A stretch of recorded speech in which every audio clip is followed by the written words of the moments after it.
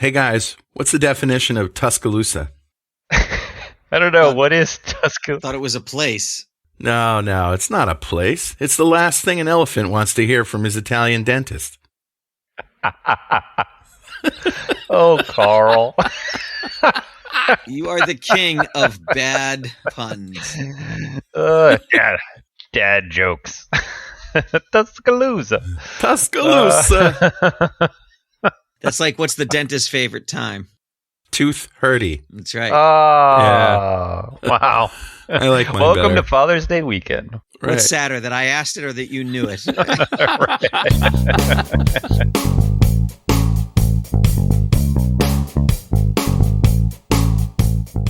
Well, guys, we have about, I think, 9 stories lined up today.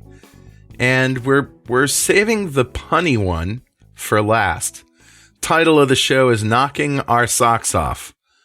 And RSocks is capital R, capital SOCKS. And we'll talk about that last. But that's not, I don't think that is the story of this week. I think the story is Symbiote. Oh my God, the symbiote Yeah. is awesome. It's so awesome. That Which is means always it's bad. really bad. Oh my Always God. bad. It's the awesomest thing awesome ever. Awesome. Yeah, I was raving about this thing beforehand. So I saw this analysis by Blackberry, and actually this is straight on Blackberry's blog.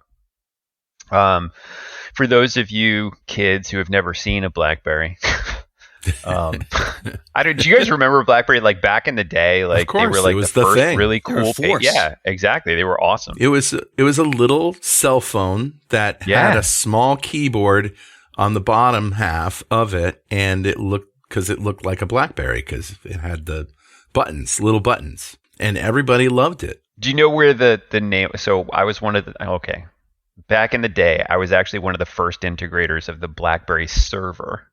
So we had the original BlackBerry engineers come out and talk to us, and we said, "Hey, where'd you get the name?" And they said, "You want the full story?" One of our chief engineers had a white truck, and he used to park. He used to park near a blackish berry tree, and it would stain his truck, and we named it Blackberry because of that. And I was like, What? I don't know if that's true, but that was the story we were told. Yeah. I thought it was based on the look of the device itself. Nope. Yeah. Anyways, so Yeah.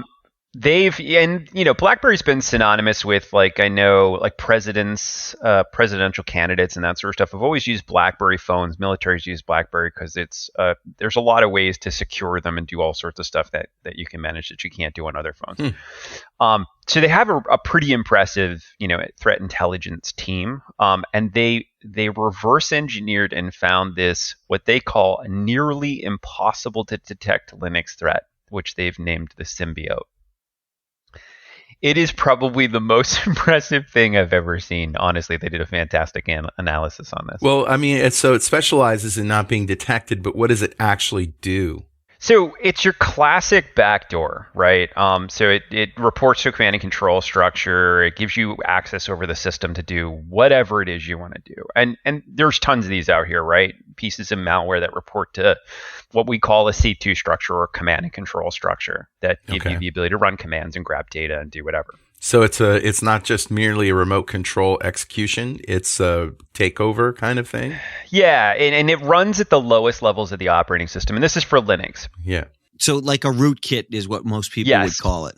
Yeah, exactly. Yeah, it's very much a rootkit. And the difference between just a piece of malware and a rootkit, like a piece of malware will run on your computer and antivirus can potentially find it. It's just like another application running.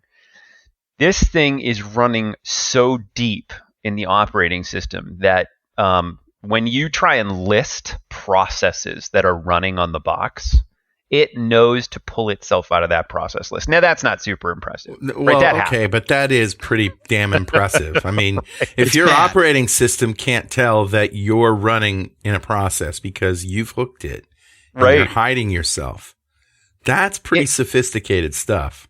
It lives, and one of the reasons they called it the symbiote is it lives off of other processes. So it actually attaches itself to other running executables and what they call SO files, or in Windows would be DLL files.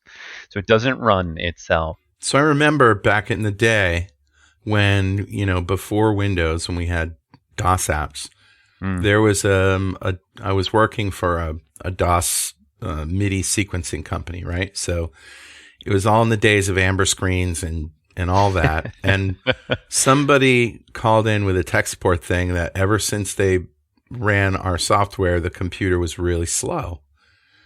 And so we didn't believe it. So the guy brought his computer in, and, it was like at the command line, you can, do a directory listing, and it was like line, line, line, line. Wow. And they were standing around and they were confused. And I said, maybe it's a virus. And the head engineer went, no, bah. And then another engineer who became a really good friend of mine after that, and we played in a band together. So he said, well, let's see. Let's reboot it and do a directory. And we see that this particular, our particular whatever is a certain byte size, the executable. And we run it and we look at the executable size again, and it's bigger. What? Meaning that Never the virus was in memory, and anything that it runs, it attaches itself to the end of the executable. And is this what you're talking about? This is very similar. Yeah. So what's really neat is this loads. Think of it like if you guys are familiar with Windows Talk, right? It's a DLL, but in Linux, it's a .so file, whatever. It's a library file that other executables, it convinces other executables to run it. So it doesn't run itself. It convinces other executables to link it. And then if you look at the list of processes, it's not there. It pulls itself out of the list. If you use what's called LDD, which is a tool that can tell you, hey, tell me what libraries are linked to my executable. When I'm running this, like your MIDI process, when I'm running my MIDI process, tell me what DLLs or tell me what libraries are loaded. Right. When it sees that LDD load to look for the list of libraries, it pulls itself out of the list of loaded crazy. Libraries. But it gets worse. Which is awesome. Okay, all right, awesome. It's so cool. So it has the ability, if you were to pull up Wireshark, so for those of you who haven't played with Wireshark, Patrick, you want to explain what's Wireshark? Sure. Wireshark is a packet capture. So when your computer talks over the network with any other system or computer, it packetizes. It turns into little chunks of data, and those packets are really the communication. They're like the words of the network communication. And a packet filter allows you to do filtered searches to find, I want to see how my DNS calls are going, and I want to understand how ping works, or I want to see this file download. And you can look at all the packets and reassemble them, and it's pretty nerdy stuff, and it's pretty cool. But that's, it's all available to you. And Wireshark is a free packet capture program that you can all download and play with. We used to call them packet sniffers. Exactly. Yeah, exactly. It basically looks at network traffic between 2 points. Well, so the reason they're called sniffers back in the day is because you'd put the network card in promiscuous mode, and so it would listen for traffic that wasn't destined for that computer. Is it really called promiscuous mode? It is. It is. Because it would touch every packet. Wow. It was very dirty. Very dirty. Dirty packets. It looks at all the packets in a creepy way as it goes by on the wire. That's promiscuous. It's like it's sitting on the, in a cafe somewhere with sunglasses on, just watching everybody. That's exactly it. That is exactly it. So, okay. Right. So let's say you were to, as threat hunters, when we're trying to find a piece of malware or whatnot, doing forensics, one of the things we might do is load up Wireshark and see, is my computer communicating with someplace in Russia or someplace in China or wherever where it shouldn't be, right, necessarily. Hey, why did you say Russia and China? I don't think that's very... I just picked the top 2 countries I'm always thinking about. Would you rather North Korea and Iran? And those are the other 2. So let's say you pull up, we would pull up Wireshark. What's awesome about the Symbiote is it actually is hooked at the operating system so low level that when it sees Wireshark or anything that's going to grab every network packet, it pulls its own packets out of the list. Is it a mini driver? No. So it's in Linux, so it's actually running at like almost kernel level. So it marks its own packets as unsniffable in essence, and says no, you can't see these. These aren't packets destined for the network. So Wireshark won't see it. So you don't see it in the list of processes. Was a British actress. She is. British actress. As soon as you said that, I'm like, Mini Driver? What does she have to do with this? She's a hacker. It's one of the best, Anyway, so it does that. If you were to go into a directory, like Carl was just talking about, and then do a dir and ls and try and find a list of the files there, it hooks itself so that it can see that listing coming up and pulls itself out of the list of files. It's not marked as hidden. It literally doesn't show up in that list. How on earth do you get first of all, how do you detect? Is it, they said, so BlackBerry said it's barely undetectable, well, if you look for it and you can't find it, you have it.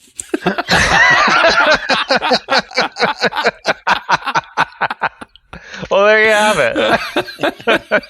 You bang two sticks together. I went looking for it, found it, so therefore I don't have it. You must not have it. It's a poser. Seriously, how can you figure out if you have it?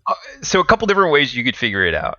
One, don't use the same box for forensics. So if you have a packet sniffer or a firewall or something along those lines that your computer is communicating out through, use that device to do all of your analytics, right? So at my firewall, or I might use an application that watches what domains. Like for example, at my house, I have a firewall that watches all the domains that every computer in my house communicates with. So I could see if any computer in my house is going to shut down. Wow, that makes it hard for your sons to watch porn. Oh, if I could explain. There's so many. Back away slowly from that comment, Dwayne. Just back away slowly. Nothing you say could be used positively against you here. We're going to pretend that wasn't even there. That's one of my best jokes ever. And that's not saying anything. That's true, yeah. So that would be like, I would use a box that is literally not on the box you're interested in, right? Trying to detect it on. So you want to put a box in between where the suspected infected box is and your firewall or your internet, right? So you can watch packets from it coming and going. So how would you know that it's how would you know it's packets from someone else's? So if you read through this blog, and we'll post it, there's actually different URLs that it communicates with. So some of the hidden domains are like assets.fans is one of the domains it communicates with. Oh. So there are certain what sort of indicators of compromise, or what they call IOCs, that you can look for that are listed in this blog. Like a that would be really good. Prompt. Like that. So clearly Symbiote hacker developers have some more work to do if they want to be completely undetectable. Yeah, and honestly, kudos to BlackBerry for going through this analysis. This is a really impressive piece of malware. Yeah, now if they could just get their stock price up, that'd be good. I'm sure they'll work on it. But now that they've been featured on Security This Week, maybe it'll just go through the roof. So once you know you have it, how on earth do you get rid of it? Gasoline in a match, I'm pretty sure. Whoa! You have to burn the box down. That's what you're saying. Yeah. Yep. Yeah. I mean, we know so many ways to hide resident in a system. And you got to imagine at the level that this piece of malware is installed, there are certain, rootkits are different than malware. Malware, you usually can just clean them up and then continue working and you're just fine. But when you start talking at something that's at the level of a rootkit, some of those even have the ability to infect firmware on the computer, like the BIOS. So when you reinstall the operating system, it reinfects it. There's also stories of rootkit level software that can infect the firmware on drive. Jeez. So you can't even reinstall Linux. You have to literally take that box and throw it in the scrap pile. Yep. Yeah. If you're at that rootkit firmware infected level, yeah, you just need to blacklight the chip, wipe it entirely, and then rebuild the whole box, or just throw it out. Yeah. Jeez. That is so harsh. Or in your parlance, Dwayne, awesome. Good God, y'all. Okay, so let's move on. I'm almost just scared to use. Well, first of all, I have a Windows machine, but it's just amazing. It's awesome. All right, what's next? So I think next we're talking about the HelloXD ransomware, which now drops a backdoor better than ever while encrypting your system. Now with extra pain. What is HelloXD ransomware? So there's nothing really super special about HelloXD ransomware. The thing I don't understand, so it encrypts your system just like every other piece of ransomware. And interestingly enough, they actually make you communicate with them over what's called Tox chat, which is, I don't know, think like encrypted communication chat service. Okay. Actually, what's interesting about Tox chat, not to talk about Tox chat, but TOX. It's TOX chat. It's a chat service, and it purports to be a legitimate chat service. I'm sure it is. Mm-hmm. Where you get a public-private key encryption pair, mm-hmm. and then you take literally your public key and give it to a friend. Whoa. And then they import the public key into their chat, and now we can talk back and forth encrypted. So literally, there's no way. Yeah. Right. There's no way for even their own servers to see your communications. Mm-hmm. Which is, I guess, a great way to chat if you're a ransomware company. I guess. But what's interesting, what I don't understand about this, and maybe you guys can ponder why this is, if you're encrypting someone's entire system, what's the back door going to do for you? You're going to have access to encrypted files?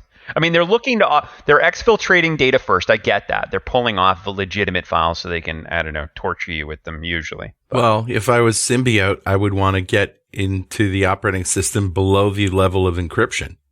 Right. And just, So I think- just hide I think that's impossible, but I don't know. Most of the times when a ransomware encrypts, it encrypts file types based on there being data.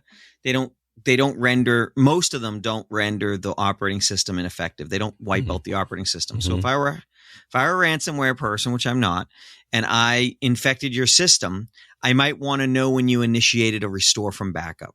And I might kill that process, or I might corrupt that process. There's some hacker advice right there, Patrick. Just Hey, saying. ransomware, look for a restore, and if you see it, kill it. It's not what I said, but But that's what you said. that would be good advice, unfortunately. All right. Well, so this just means, how do we know if we have HelloXD? Because you're going to get a notice. This is brutal. You'll know. There'll be like a little ghost type guy that pops up on your computer and says, "Uh-oh, you're encrypted." And then it walks you through how you would connect to the encrypted chat, and then how you. There's also I believe, if I remember correctly, they rename most of the encrypted files as .hello as the extension, so you'll notice all those files are Wow. Okay. now encrypted. And is there any antidote if you get this ransomware besides pay the ransom? Yeah, if you get the ransomware, you're kind of SOL. The encryption algorithm they're using is actually really good. So you're in trouble at that point. Once you see the hey, you've been infected, you're kind of screwed at that And are they point. going after just regular people, or are they going after a particular kind of user? Yeah, I don't know that they actually have a target in mind, other than if you can pay, they're happy about that. That's pretty much It's their primary. They check your credit score. Wow. So I would say, keep your antivirus up to date. Use Windows Defender because it's awesome. And Hey, just, going back to careful Symbiote, what you click on. one thing that occurred to me is that Mac OS is based on Linux. It is. And isn't Android based on Linux? It is. So, Yeah. so let's hear it for Windows, babies. Neener. You remember in the 90s when all the Mac people used to go, Windows is full of bugs and malware, neener. Used to. Right? We don't still saying have that. Yeah. viruses in the Mac world, neener. It's just because you can't find them. But can you imagine? I mean, Mac computers are wicked expensive. Can you imagine spending $20,000 on a Mac, getting Right. infected with Symbiote, and having to burn it to the ground. Oh my God. That would suck. I mean, technically, with some of the things that are out there now, you should replace the drives if you want to burn a system down too. Well, yeah. Yeah. Because the controllers can get infected. Mm-hmm. Yep. Ouch. All Now right. we're just talking about scary. Just in case you weren't scared enough about Symbiote. Now, luckily with Symbiote, they do have a targeted market right now, which is the financial sector in Latin America. Oh, Not sure why, but this is That's our primary demographic. Well, what if your demographic is school districts? Oh, then you're probably a teenager and you don't want to take final exams. Like in New Jersey. Like in New Jersey school districts, for You example. like that transition? That was a good transition. That was pretty good. I thought that was gold. yeah. So here's a story from NJ.com, which it's New Jersey, NewJersey.com. Final exams canceled in a New Jersey school district after ransomware attack cripples computers. Oh. This. The revenge of Unfortunately, the I script wish. kiddies. Yeah, I wish I could say this is a not so common event, but when looking through like the educational districts, so we've done red team engagements for education districts in the past. It's one of the things we actually do to try and help out as many educational districts as we can. And unfortunately, there are a lot of really open systems in school systems. Just because of the nature of learning, right? It's not like you hire an entire security team to lock things down. Sure. And these things happen. When this article came up, I started looking around like, well, how many school districts have been infected by ransomware this year? And it's the list is so large, it's absurd. So yeah, this is just a scary reminder that this could be a targeted attack. Mm-hmm. Where I don't know, some ransomware gang is looking to extort money from a public school district. Yeah. Or it could just be, a kid running, a piece of ransomware because he doesn't want to take final exams. Yeah. So, The definition of script kiddie. That's right. Yeah. Right. Exactly. That's right. Do they think that this was done by kids, or did it look more professional? So they're pretty tight-lipped right now. So could it be? Maybe. But it's hard to tell at this point. I think all they did was actually force them to use pen and paper, which for all their exams, which that's got to suck. But yeah, backfired. Right. Damn.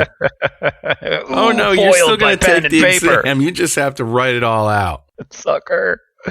Wow. So yeah, that sucks. So moral of the story here, unfortunately, I think the security industry needs to put more time into helping as many educational facilities as possible, because they like your public school districts don't typically get $200 million to go put towards security. But they are firms big targets, though.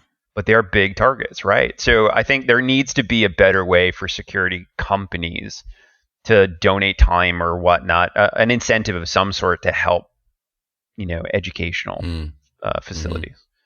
We do it as much as we can, but we're a smaller security shop, so there needs to be a better way to help. But. So what's new in the world of Felina? Felina sounds like Elton John song, I think. Is it? Sounds like an Italian lady's name.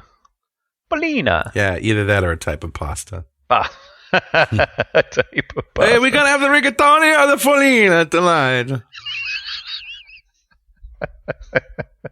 I like it. So Felina, as we had talked about last week, Felina was the interesting Microsoft Office exploit that gave you the ability to run all sorts of stuff, even if you had, let's say, a rich text document, you didn't double click on it, but it still ran malware in the background. And Microsoft said, yeah, we're not going to fix it. So at this point, now Russian hackers have said, hey, this might be an interesting thing to use against Ukraine. So yeah, they're focusing on the media.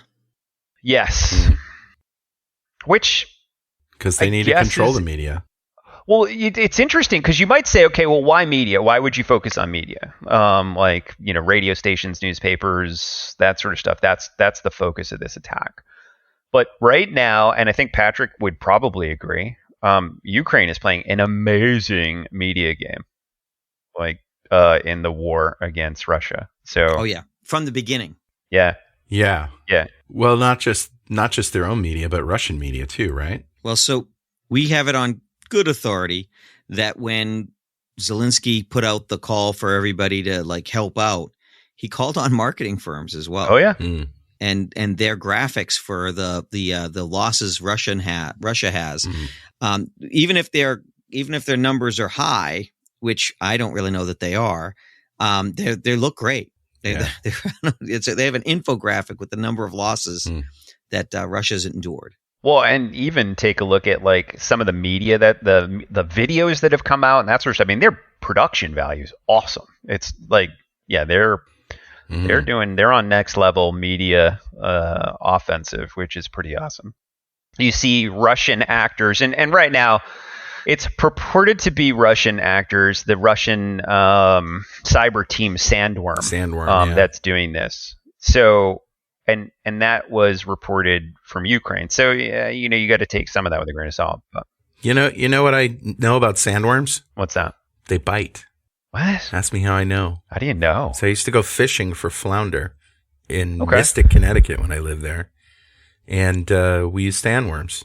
And they look like, centipedes with lots of legs, but they frickin' bite you. That's I think horrifying. those are actually centipedes. No, they're sandworms. I don't think I've ever seen a sandworm, or maybe I've seen it and I just thought it was a sandworm. Yes, if you watch Star Wars, you've seen a giant sandworm. Or Dune. Yeah, Dune. That's exactly what they look like. Yep. Horrifying. Horrifying. I still don't understand. Speaking of fishing, I still don't understand how people can noodle. Have you heard of noodling? Yes, noodling is where you it. stick your whole hand down a catfish's mouth and grab it by the intestines or whatever and pull it up. But how do you get his email address?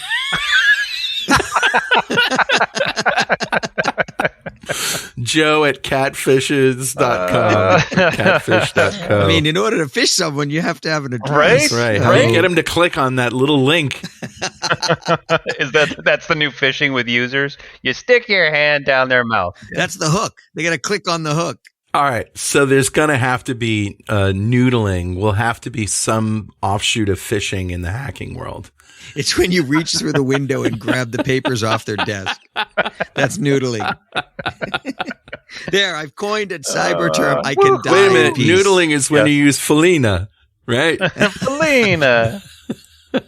I like mine better. All when you right, reach through the window and grab the papers You right win. off their desk, that's noodling. Uncle. That's noodling. You've done it. All right. You've done So these emails got sent to 500, more than 500 recipients at media organizations. How many of them fell for it? Oh, that's a good question. Hopefully none. Yeah. Although probably some. Yeah. Okay. Well, yeah, it doesn't say. Yeah, I don't see any statistics on that. Doesn't say. But by the end of April, the U.S. set a reward of $10 million for anyone who could help locate 6 individuals believed to be members of Sandworm. Wow. There are a lot. There's a lot of Sandworm's been around a long time. They're not a new group. They're the old hat group. So all right. So not something that's going to probably affect you directly, unless you're a media company in Ukraine, in which you probably already know about it. Mm-hmm. But still a fascinating story. All right. So let's talk about Microsoft now, because that's where Felina came from. But in particular, some Exchange servers got hacked last week. What happened? So the Exchange hacks here are still a lot of the older exploits, like proxy logon attack that we talked about. Shoot, I don't know how long ago, guys. Yeah, 6 months, 9 months ago. For the on-prem, Exchange servers. Yeah, honestly, Right. I mean, which are a dying if you breed. haven't patched them. Yeah, if you haven't patched your Exchange server, shame on you. If you have on-prem Exchange servers, still shame on you. Shame on you, right? What are you doing? No, just let Microsoft manage it. If you're going to use Exchange, go to the cloud and let Microsoft manage Exactly. it. And be done with it. All right. Anyway. But what's interesting about this is, so this is a common story of go patch. But the other problem that you run into is these new infections with the Black Cat ransomware actually move around the network using what's called psexec. Mm-hmm. And just psexec is a way for you to execute remote commands on boxes on remote computers. It's right? So I PowerShell, can right? be on a network. Yeah, it's PowerShell execute remotely. Yeah. So I can remotely send a PowerShell command to another computer, and if I have administrative access, then I can. And most of the time, that's a network. really good thing because it's very useful for people to do their work in IT. It's quite convenient. Yeah. Carl. Patrick, Quite. wait for it. Agreed. Wait for Agreed. it. It's convenient, Patrick. What does that mean? It means it's not secure. Convenience is the enemy of security. That's what I was waiting for. Patrick. Agreed. Patrick gets royalties every time he says that. He I does. do. I just Cha-ching. And have it get printed on paid. shirts. Cha-ching. I just don't know what account it's going to. You caught me reading ahead. That's okay. So this is really not applicable unless you've got Exchange servers running on-prem. You've been warned. Mm-hmm. Don't do it. Yeah. I mean, you can. You just have to be vigilant. All right. Sure. Oh, But it's painful. Hey, You might as well just move to the cloud. all right. Now we brought up that Android is based on Linux, which is vulnerable to Symbiote, but now there's, I guess, a new report out about malware on the Google Play Store. Yeah, it's unfortunate. So Android malware on the Google Play Store gets 2 million downloads. This is tough. If you're the Google Play Store or you're the Apple Store and you're looking to put things, have open developers have the ability to create whatever they want and put Right. them in the store, you need to vet them in some way. And Apple tries to do a good job. Google tries to do a good job, but it's, take a look at something like Symbiote, like at a Google developer who's looking at a submitted app. And I don't know how many submitted apps they get a day, but I'm guessing it's more than one or two. Yeah. It's probably in the tens of thousands of apps get submitted per day.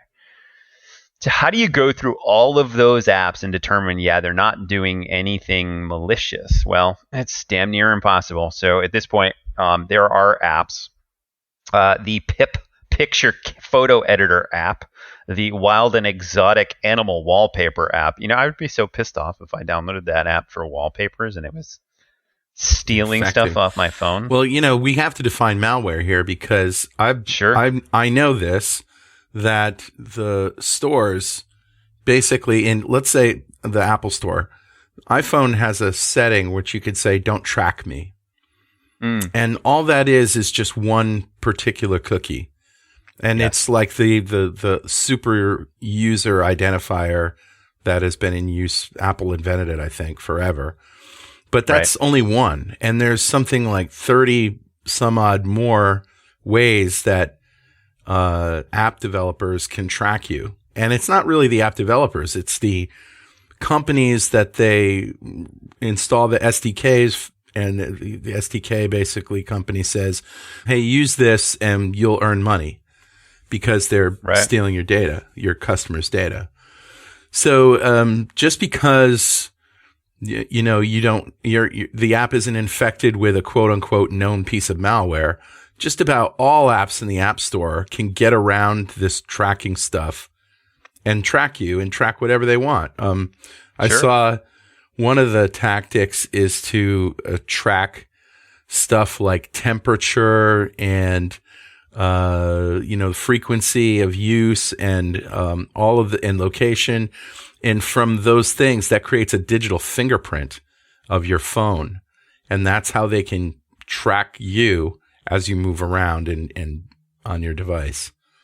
Yeah, it's crazy. Basically, they don't have to have an identifying serial number. Right. They have enough random detail to say, oh, I've seen this one before. Yeah. It's kind of like the way they identify sharks by their scars or their, the coloring on the fins. Now let's leave the lawyers out of it. We haven't made enemies with them yet. Sharks. Haven't we? All right. But this story is about, bona fide malware, not just stuff that tracks you, because that's in every app. But 2 million downloads of malware on the Google Play Store. Yeah, that's impressive. Yikes. Or is it? I don't know. I mean, we see this quite frequently. And then a lot of people will ask me, like, okay, so how do I know whether a piece of software is like, how do you know what you should or shouldn't install from the Google Play Store? Yeah. And there's a couple different pieces of advice I typically would give like my kids or whoever who would ask me this. Use your iPhone. First off. Yeah, I was just going to say And that. all my kids do have an iPhone. Yeah. So secondly, let's say you are using an Android device or an iPhone, honestly, before you click install on whatever app it is, scroll all the way to the bottom. Generally, there is a developer link for who the developer is who created this. See what they've created before and see whether their website looks like a legitimate software company website or whether it's like, doesn't actually go somewhere. That's one indicator. Another is every single one of these apps, either in the Google Play Store or in the Apple Store, has the permissions that are required for the app. Like needs access to your camera, needs access to your find location, which is like where exactly you are, not just general, like you're in the US. Yeah. Look at those permissions and do those permissions actually match what you think the app should need? Right? So, in this particular case, it's tough because one of them was a camera photo editor. Yeah. So it needs access to the camera, right? And it But if you go to your dentist and they tell you to drop your pants, you're in trouble. So that's a great analogy, Patrick. Just trying to see how it fits. I don't know what the happened last to your time I went to dentist. my dentist, my pants were unbuttoned. I don't know why. Just got knocked out in the chair. Keep it clean, boys. That's funny. But So those would be my advice. Is just honestly, just double check the permissions that you've given apps, and make sure you don't install. Also, you can look for behavior things like your battery is draining at an unusually high level. It's unusually hot. So that means that there's something going on in the background that you didn't know. And if you can't find it just through the regular channels because, they've got some symbiote level hiding going on, then, maybe it's time to either reboot or pave it. Do I have to issue a disclaimer when I'm going to say a grumpy old man statement? No, everybody knows you, Patrick. How about you use your phone as a phone? Oh. Damn it. That's crazy talk. Back in my day. A phone was a phone. You didn't call somebody and say, hey, where are you? Because you're attached to the wall. Oh, Patrick. All right. All right. So that's about it. Just, use an iPhone, folks. It's a little more safe, in our opinion. I mean, 100%. I hate to say that, but it's true. It is true. They're heavily invested and Google's tangentially interested. And so there is a big difference in the security, and it's based on our experience of trying to hack into them. Yeah, and Android's a more open operating system, right? So they went different ways. Like iOS is completely closed. So there may be stuff in there, but it's hard for you to reverse engineer. Yeah. Whereas we're going to get some hate mail from that one. Well, okay. Yeah, Android is an open OS, so it's easier. I have gotten malware on Android phones, but never on an iPhone. That doesn't mean it can't happen. Doesn't mean you still it can't should happen. Follow the same rules. No, it absolutely can happen. Yeah, look through. at the Pegasus from the the Israelis. Yeah, exactly. That was. And by the way, we have a policy here at Security This Week that you should reboot your phone once a week. So after you're done listening to this, reboot your phone. Reboot. And Dwayne will be and happy. Patch all your things. All right, Hertzbleed. Hertzbleed. First you hurts, and then you bleed. So what's interesting is this sounds really scary, and the thing that I don't get is Intel's like, it's not that big a deal. But then when you read through it, so okay, let me back up. Hertzbleed is the ability for you to potentially pull cryptographic keys out of your processor. So if you're using encryption that the processor has the keys for, right? Your AMD or your Intel processor has keys for. There's an ability through what they call, through what's called the DVFS, which is the dynamic voltage and frequency scaling system of the CPU. Power management throttling. Yeah. So imagine this. Your CPU is doing, and there's a massive white paper on this that you could read through, and it actually is a really good read. But imagine you're doing mathy things on your CPU, as CPUs like to do, And when you do cryptographic mathy things, the voltage on your CPU goes up by a little bit. Yeah. Well, they have the ability to read the amount of the voltage that's going up and down and actually exfiltrate the keys, which is super interesting. I've always found that amazing. Yeah. That they can make. It's very much like a rowhammer style thing, right? Where it's kind of, I mean, the analogy I come up with is it's like monitoring someone's heart rate and blood pressure and figuring out what they're saying. Yeah. Yeah, exactly. And it's cool. It's cool stuff to see. But then sometimes, like for example, with Rowhammer, they could heat up certain, pins based on what they're doing inside of a piece of software, right, and then force getting administrative access to a box. In this particular case, they can exfiltrate data that shouldn't be accessible at all. But what's interesting about this, and this is why this is called a side channel attack, because you're not attacking the main channel, which is trying to crack open the cryptographic store. You're listening on a side channel and seeing what effects happen when the cryptographic store is opened and crypto keys are processed. And it apparently works on Intel and AMD processors, right? Correct. More Intel. I think Intel has like all of their processors are affected, and AMD has certain processors of theirs that are affected. Neither of them are planning to release patches. Nope. So you'll see this. And what's interesting about this one is the researchers who put out the paper actually say they can do this remotely. That's the part that I thought was awesome too. Yeah, is remote timing attacks. When Dwayne says awesome, nothing good is going to happen. We found a way to mount remote timing attacks on constant time cryptographic code running on modern x86 processors with Hertzbleed. Yikes. Yeah, so the fact that you can do this remotely, I would be personally concerned about. I would be too. But in order for Intel and AMD to fix this, don't they need to fix it at the hardware level? And is that why they can't patch it? Yeah, I think they would honestly have to fix how the processor innately works doing the type of work that it needs to do when it pulls out crypto keys. So it's big. So if you're planning on building a computer or buying one, why don't you just wait a few months? And maybe there'll be a new chip that comes out. Well, you're probably going to wait a few months anyway because they're twice as expensive as they were this time last year.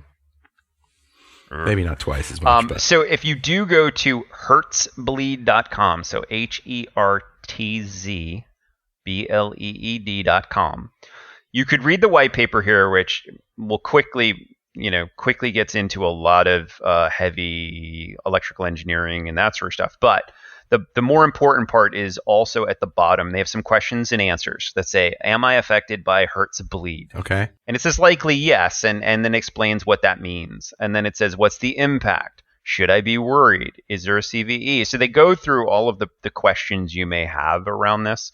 Is there a workaround? Right. So technically, yes. However, it would affect your system performance 100%. So they're saying everybody is likely affected by it? Is susceptible to it. I'll be more clear there. All Intel processors currently are affected. Okay. And most of the AMD processors are currently affected. Now, does that mean you have it? Probably not. All right.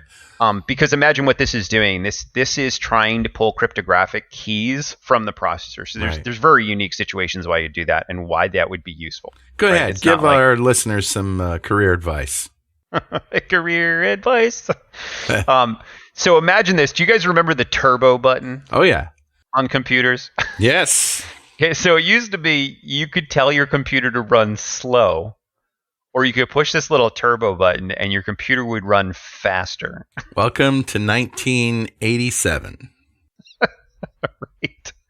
So computers ever since have been like, that's pretty stupid to give that button to users because all of us just left the turbo button in, right? Yeah, of course, except when we ran games that were timed to the processor, and it turned out they were twice as fast, and they were impossible to play. That's why they had the turbo button, so you could turn it off to play games or that programs that were timed to the processor. Now processors do that automatically, and it's a power management mode. So could you turn off those power management modes in the BIOS? Yes. you can say, okay, I don't want my processor to automatically manage how much power it's using for whatever. Just always give it the full amount of power. It's more wasteful on electricity, but then it makes these types of attacks harder. So you want to hear a story of dumb from my life? So of course you do. So I used to use a laptop for video recording and stuff. And the CPU fan would come on invariably, and it was really effing loud. It's a gaming laptop, so it would be like, and it would destroy my recording. So I went looking, and I found that in Windows, you can go into the system, and you can set a maximum processor percentage.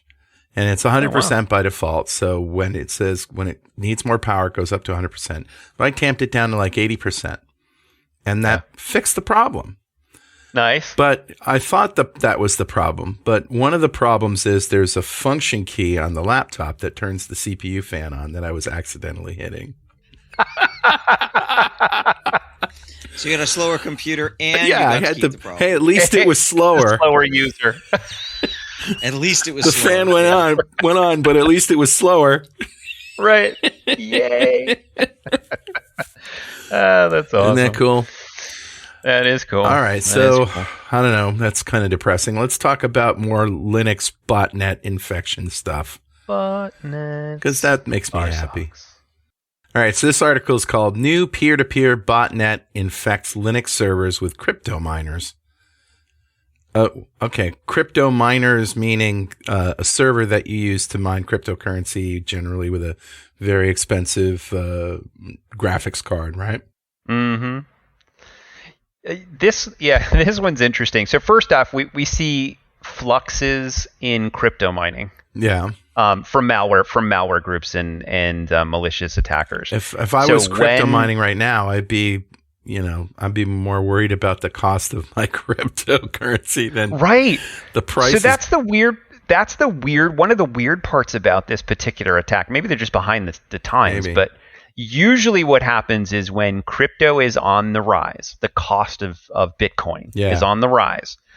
All of these ransomware people switch over to running crypto mining on your computers rather than encrypting your computer because they want the CPU. It's actually more valuable having your compute power than it is encrypting your stuff. Right. And they're probably not going to make much money off of what you can mine in the background, but add 1 million computers together and you've got some serious money.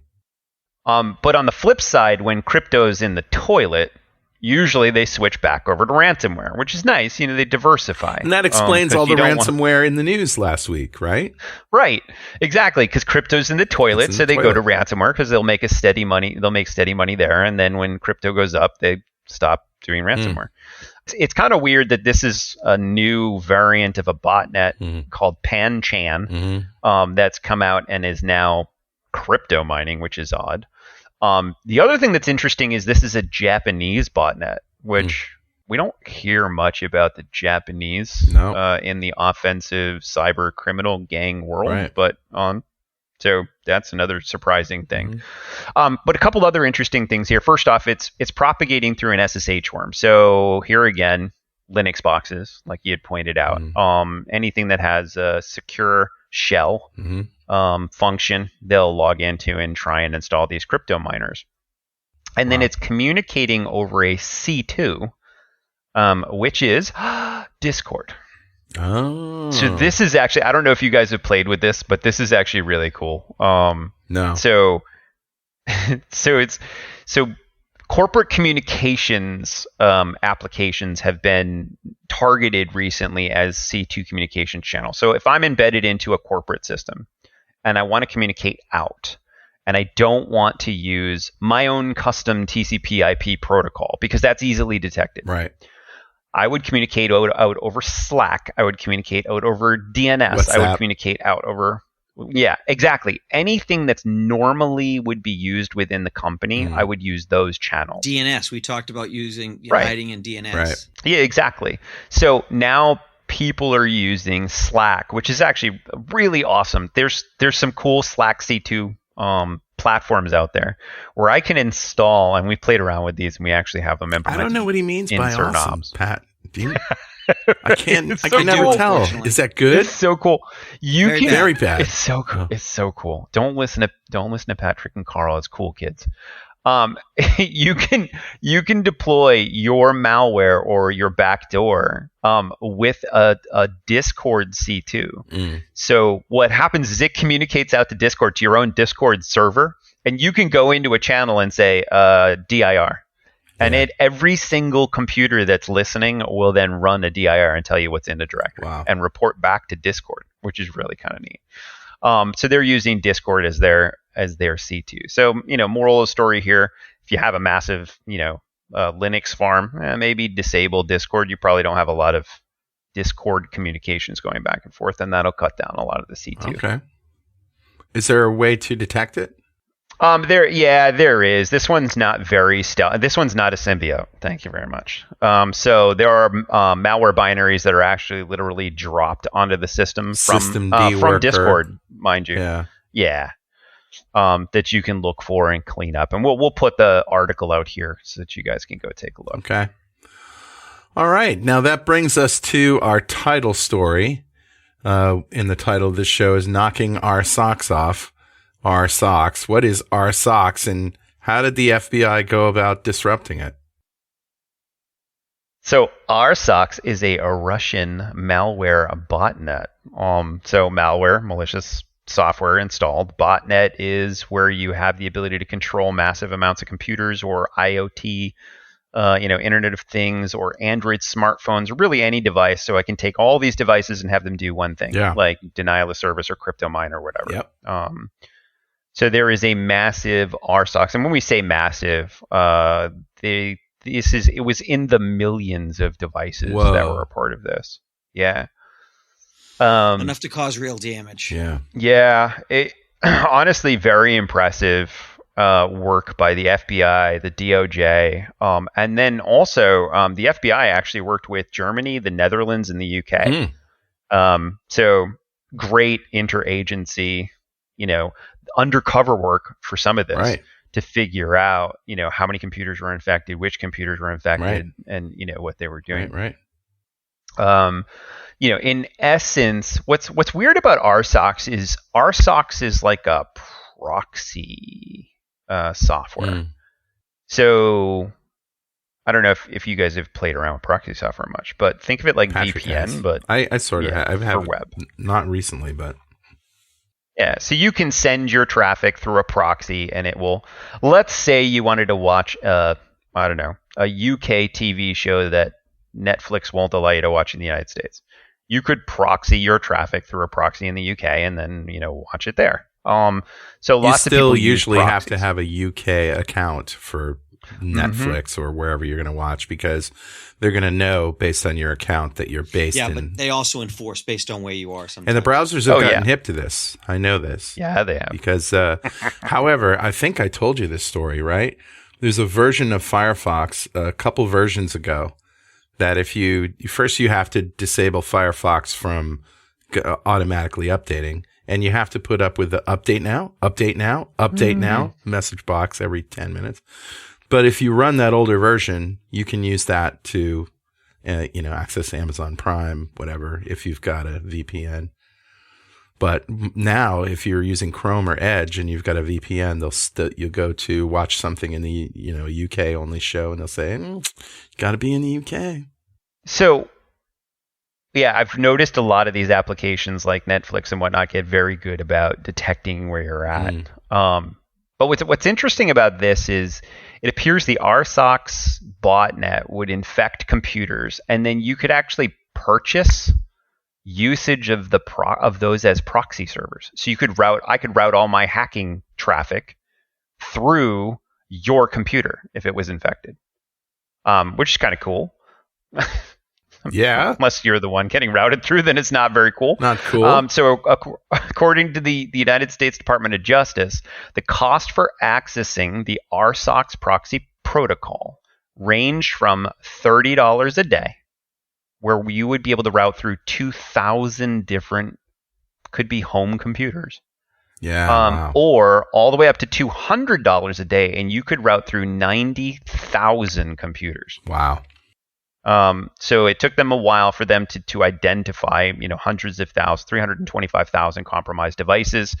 I found this interesting. They also said at 3 victim locations with consent, investigators replaced the compromised devices with government-controlled computers, i.e. honeypots. Wow. All 3 were subsequently compromised by RSocks. So it sounds like when you're infected with RSocks, it then starts to metastasize inside the organization as well, giving them more proxies and more botnets that they can sell. So it obviously wasn't stealthy enough like Symbiote to escape detection. The Symbiote. No. Yeah. And it was, you got to imagine like this, they were running it as a service, right? You could go in and literally give them $200 and get 90,000 computers that you could run, a denial service or whatever you wanted through there. And those, because they're so loud, those services, they're going to be taken down. The problem is they're in many, many different countries, so who has jurisdiction? And that's one of the reasons I wanted to highlight this story is just, it's awesome that the FBI was working with Germany, Netherlands, and the UK to work together to take this thing down. And there's more and more of that kind of cooperation because it's required. That these threats aren't going to respect boundaries or borders, and so we have to create, international agencies to do things. We should have an international cyber. I wouldn't doubt cyber that NATO. Interpol has something like that. I just haven't heard. I don't recall hearing specifically about that. That'd be cool. So kudos to the FBI and all of their partners for knocking this one down, for literally knocking our socks off. And there it is. You waited the whole show. For that, it's a long walk. it's a very long walk. Okay, man. Take your elephant to the dentist, and we'll see you next week. Thanks, guys. Bye, guys. Your appointment's at 2:30. Oh, God. Oh. Bye-bye.